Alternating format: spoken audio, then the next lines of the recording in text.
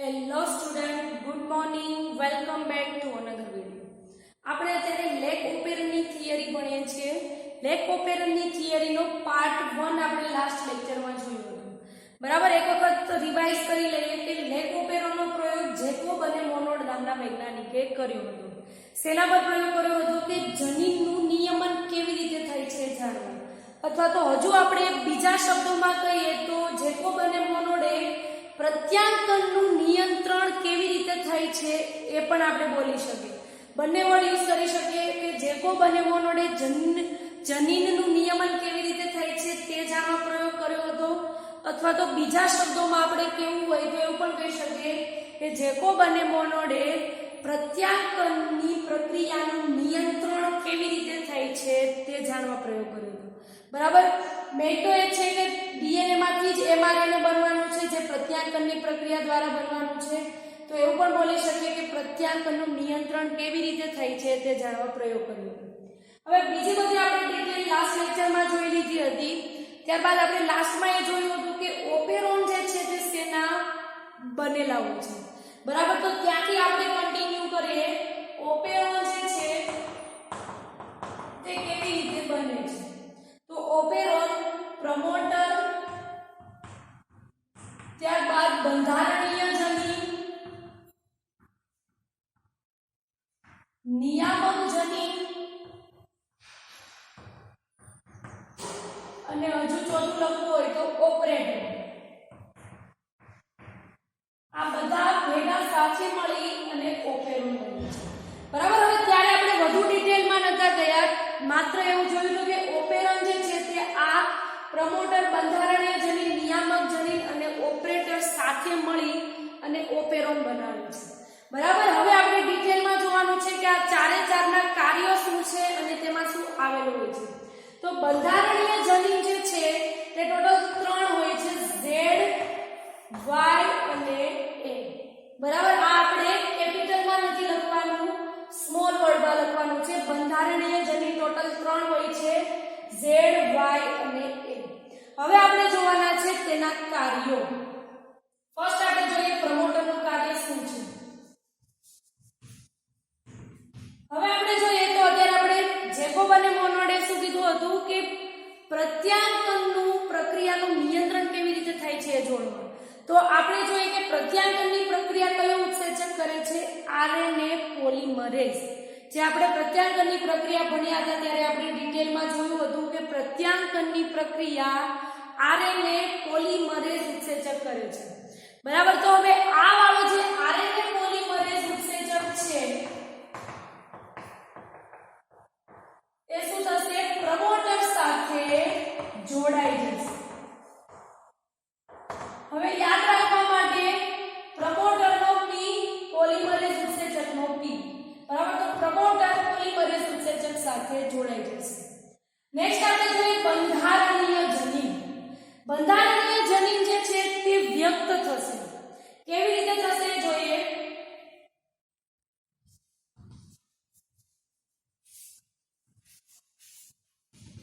એનું કાર્ય શું છે? વ્યક્ત થવાનું.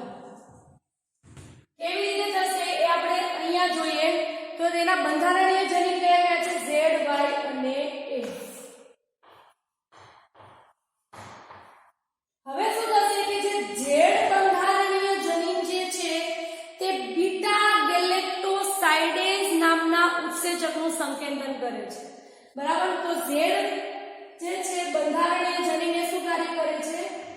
બીટા ગેલેક્ટોસાઇડેઝ જે ઉત્સેચક છે તેનું સંકેંદન કરે છે. હવે આપણે જોઈએ કે બીટા ગેલેક્ટોસાઇડેઝ શું કાર્ય કરે છે. તો બીટા ગેલેક્ટો વર્ડ ઉપરથી યાદ રાખજો, ગેલેક્ટોસાઇડેઝ મતલબ કે લેક્ટોઝનું જળ વિભાજન કરશે. બરાબર, આપણે જોઈએ તો આ લેક્ટોઝ છે જેનું આ બીટા ગેલેક્ટોસાઇડેઝ શું કરશે? તેનું જળ વિભાજન કરશે અને ગ્લુકોઝ અને ગેલેક્ટોઝમાં તેને વિભાજિત કરશે. આ થયું Z બંધારણીય જનીનનું બંધારણ. બરાબર, Z બંધારણીય જનીન શું કાર્ય કરે છે? એટલે તો જે બીટા ગેલેક્ટોસાઇડેઝનું સંકેંદન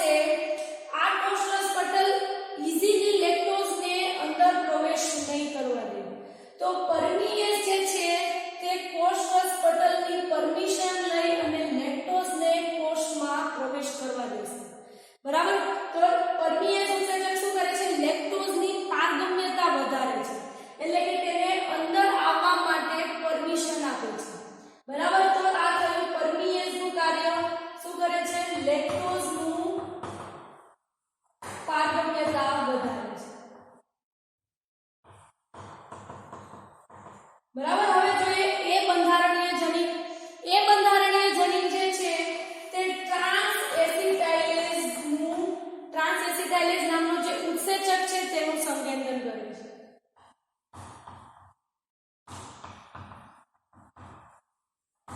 ઇન શોર્ટ ત્રણ ઉત્સેચકોના કાર્ય છે કે લેક્ટોઝનું જળ વિભાજન કરાવવામાં મદદ કરશે. બરાબર, આ ત્રણ કાર્યો ખૂબ જ ઇમ્પોર્ટન્ટ છે. પહેલા આપણે જોવાનું છે ઝેડ બંધારણીય જનીન બીટા ગેલેક્ટોસાઇડેઝનું સંકેન્દ્ર કરે છે. બીટા ગેલેક્ટોસાઇડેઝ શું કાર્ય કરશે? લેક્ટોઝનું જળ વિભાજન કરી ગ્લુકોઝ અને ગેલેક્ટોઝને છૂટા પાડશે. વાય જે છે તે પરમીયસ ઉત્સેચકનું સંકેન્દ્ર કરશે.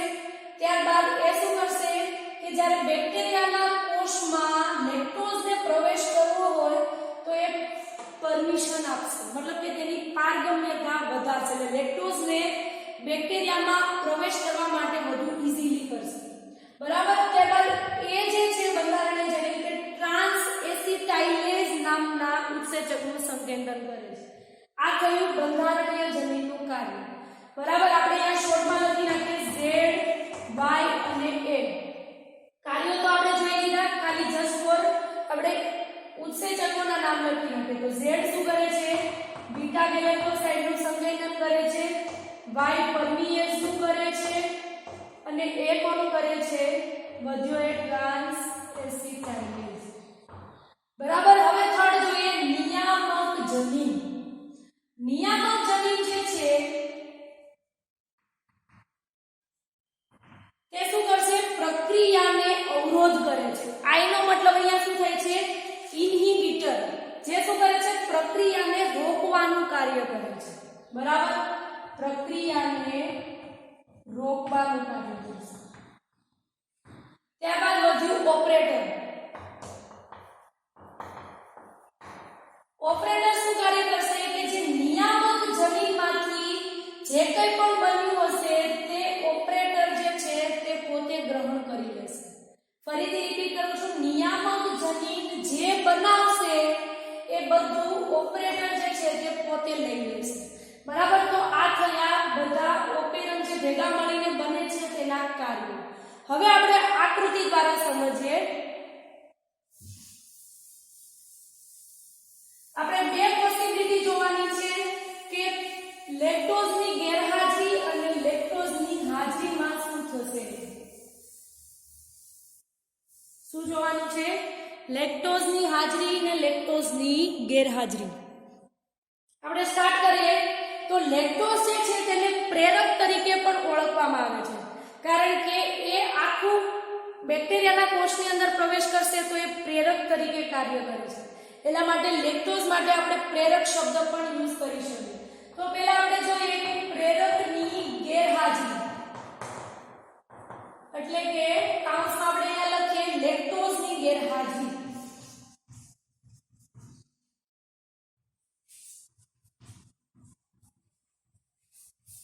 લેક્ટોઝની ગેરહાજરીમાં પ્રક્રિયા કેવી રીતે થશે એ જોઈએ આપણે. બરાબર, તો આપણે સ્ટાર્ટ કરીએ તો આપણે પહેલાની ગોઠવણી જોઈએ.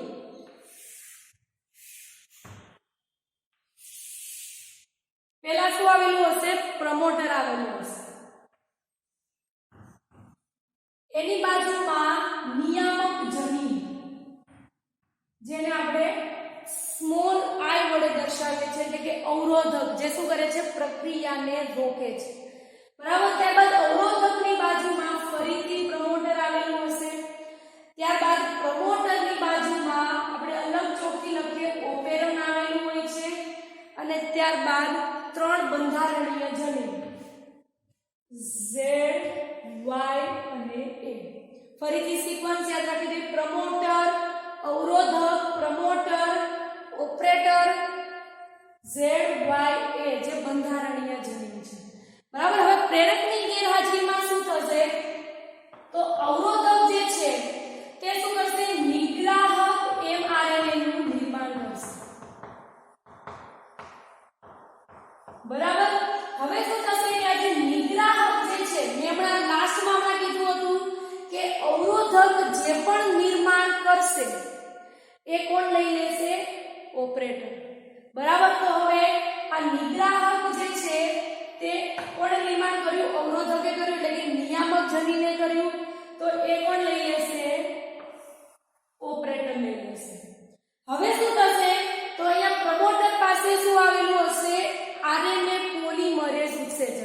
હવે આપણે પ્રમોટર પ્રત્યાંગનની પ્રક્રિયા ભણી જ ગયા છે કે પ્રમોટર સાથે શું જોડાય છે આરએનએ પોલિમરેઝ ઉત્સેચક જોડાય છે જે હવે કઈ દિશામાં આવી રીતે આગળની દિશામાં વધે છે આગળ વધે છે બરાબર પણ હવે પ્રમોટર સાથે જે આ આરએનએ પોલિમરેઝ જોડાયો છે હવે શું કરવા જશે પ્રત્યાંગનની પ્રક્રિયા કરવા જશે પણ અહીંયા શું જોડાઈ ગયું છે નિગ્રાહક ઓપરેટર સાથે કોણ જોડાઈ ગયું છે નિગ્રાહક હવે તમને પણ ખબર હશે કે આવી રીતે આનો એક પડદો થઈ ગયો છે હવે આરએનએ પોલિમરેઝને આગળની દિશામાં મતલબ કે આગળ જવું હોય તો એ નહીં જઈ શકે શું કામ એ કારણ કે આરએનએ પોલિમરેઝ એટલો કેપેબલ નથી કે તે ઓપરેટર સાથે નિગ્રાહક જોડાયેલો છે એ નિગ્રાહક જે છે તેને મતલબ તેને છોડીને આગળ જતો રહે એટલો એ કેપેબલ નથી બરાબર તો હવે પોલિમરેઝ ઉત્સેચક આરએનએ પોલિમરેઝ ઉત્સેચક આગળ નહીં વધે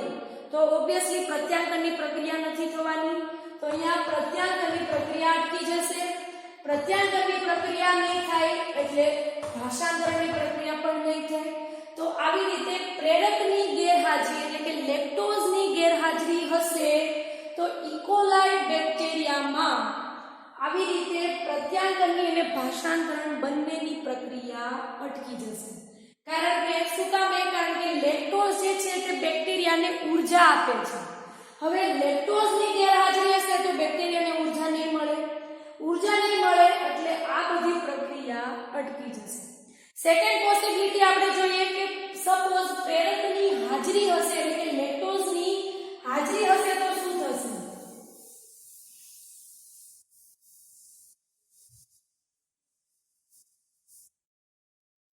પ્રેરકની હાજરી અથવા તો કાઉન્સમાં આપણે લખી શકીએ લેક્ટોઝની હાજરી બરાબર સેમ જ સિક્વન્સ છે આપણે સ્ટાર્ટ કરીએ તો પહેલા શું ગોઠવાયેલું હોય પહેલા શું આવેલો હોય છે પ્રમોટર બરાબર પ્રમોટરની બાજુમાં અવરોધક જેને નિયામક જનીન કહેવાય છે ત્યારબાદ ફરીથી પ્રમોટર ત્યારબાદ ઓપરેટર અને ત્યારબાદ ત્રણ બંધારણીય જનીન Z Y અને A બરાબર હવે આપણે અહીંયા શું છે લેક્ટોઝની હાજરી છે સેમ પહેલા શું થશે નિયામક જનીન જે છે તે નિગ્રાહક mRNA નું નિર્માણ કરશે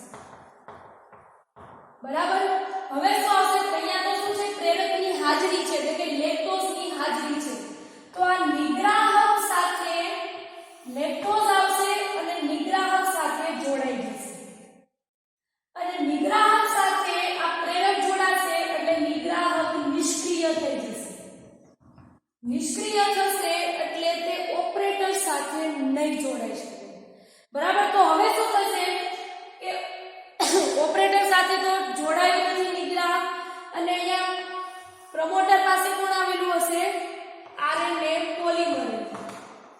આરએનએ પોલિમરેઝ શું કરે છે પ્રત્યાંગનની પ્રક્રિયા કરશે તો હવે ઓપરેટર સાથે કોઈ જોડાયેલું નથી તો હવે આ આરએનએ પોલિમરેઝ આગળ વધશે અને પ્રત્યાંગનની પ્રક્રિયા શરૂ કરશે બરાબર તો અહીંયા Z માં પ્રત્યાંગનની પ્રક્રિયા કરી Y બંધારણીય જનીનમાં પ્રત્યાંગનની પ્રક્રિયા કરી A બંધારણીય જનીનમાં પ્રત્યાંગનની પ્રક્રિયા કરી ત્યારબાદ હવે ઉત્સેચકોનું પણ નિર્માણ થશે Z જે છે તે શું કરશે Z માંથી બીટા ગેલેક્ટોસાઇડેઝ ઉત્સેચક શોર્ટમાં લખીએ છીએ આપણે Y જે છે તે પરમિયેઝ ઉત્સેચક અને A જે છે તે શું કરે છે ટ્રાન્સ એસિટાઇલેઝ ઉત્સેચકનું સંકેંદ્રણ કરે છે શું કામે ઉત્સેચકો નિર્માણ પામ્યા કારણ કે લેક્ટોઝને તોડવા માટે અથવા તો લેક્ટોઝનું વિભાજન કરવા માટે ઉત્સેચકોની જરૂર પડે તો અહીંયા તો શું છે લેક્ટોઝની હાજરી છે તો ઉત્સેચકોનું નિર્માણ થશે હવે શું થશે આગળ હજી પ્રક્રિયા શરૂ થશે પ્રત્યાંગનની પ્રક્રિયામાં mRNA નું નિર્માણ થઈ ગયું પછી પ્રત્યાંગનની પ્રક્રિયા દ્વારા શું થાય છે હવે પ્રોટીનનું નિર્માણ થાય છે તો અહીંયા બધા જનીનોમાંથી Z માંથી પણ પ્રોટીનનું નિર્માણ થયું Y બંધારણીય જનીનમાંથી પણ પ્રોટીનનું નિર્માણ થયું અને A બંધારણીય જનીનમાંથી પણ પ્રોટીનનું નિર્માણ થશે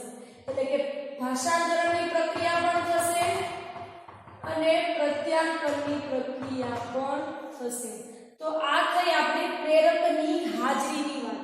બરાબર, અહીંયા સુધી તમને સમજાઈ ગયું હશે કે બેક્ટેરિયા એટલે કે ઇકોલાઈ બેક્ટેરિયા જે છે તેના પ્રત્યાંકનની પ્રક્રિયાનું નિયમન શેના દ્વારા થાય છે?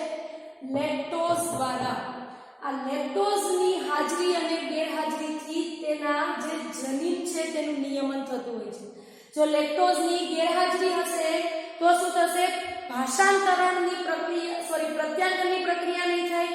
પ્રત્યાંકન ના થાય એટલે ઓબ્વિયસલી ભાષાંતરણ નથી થવાનું. અને જો લેક્ટોઝની હાજરી હશે તો આ બધી પ્રક્રિયા થશે. તો આવી રીતે જનીનનું નિયમન થતું હોય છે બેક્ટેરિયામાં. ઓકે, હવે અત્યારે આપણે જે આ લેક ઓપેરન ભણ્યા એટલે કે જે નિગ્રાહક દ્વારા લેક ઓપેરન આપણે જે સમજ્યા તે એક નકારાત્મક નિયમન કહેવાય છે. આપણે જ્યાં નિગ્રાહક દ્વારા લેક ઓપેરન સમજ્યા તેને શું કહેવાય છે? નકારાત્મક નિયમન કહેવાય છે. હકારાત્મક નિયમન પણ હોય છે, પરંતુ અત્યારે તેની ચર્ચા કરવી એ આપણા ક્ષેત્રની બહારની છે. જ્યારે તમે ઉચ્ચ વર્ગોમાં અભ્યાસ કરશો ત્યારે કદાચ તમારે હકારાત્મક નિયમનની ચર્ચા થશે, પરંતુ અત્યારે આપણે આ નિગ્રાહકનું નકારાત્મક લેક ઓપેરનની થિયરી ભણવાની છે. બરાબર, હવે આપણે જે લેક ઓપેરન ભણ્યા આના જેવા ઘણા ઓપેરન હોય છે. જેમ કે આપણે એક્ઝામ્પલ લઈએ તો ટ્રીપ ઓપેરન, એરા ઓપેરન, કયા ટ્રીપ ઓપેરન, એરા ઓપેરન, હિસ ઓપેરન, હજુ એક ઓપેરન છે જેનું નામ છે વેલ ઓપેરન. બરાબર, તો આવા બધા ઓપેરન અત્યારે આપણે જે થિયરી ભણ્યા તે માત્ર લેક ઓપેરનની ભણ્યા. આવા હજુ ઘણા પ્રકારના ઓપેરન જોવા મળે છે, જેમ કે ટ્રીપ ઓપેરન, એરા ઓપેરન, હિસ ઓપેરન અને વેલ ઓપેરન. પરંતુ અત્યારે આપણે આ બધા ઓપેરનની ચર્ચા નથી કરવાની. આપણા સિલેબસમાં ઓન્લી લેક ઓપેરન જ આપેલું છે. બરાબર, હવે હોમવર્કમાં ક્વેશ્ચન આપું છું.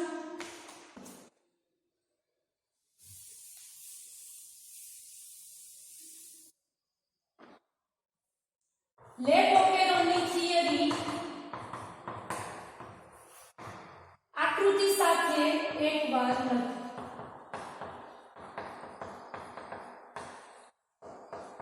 બરાબર, લેક ઓપેરન એકવાર આકૃતિ સાથે.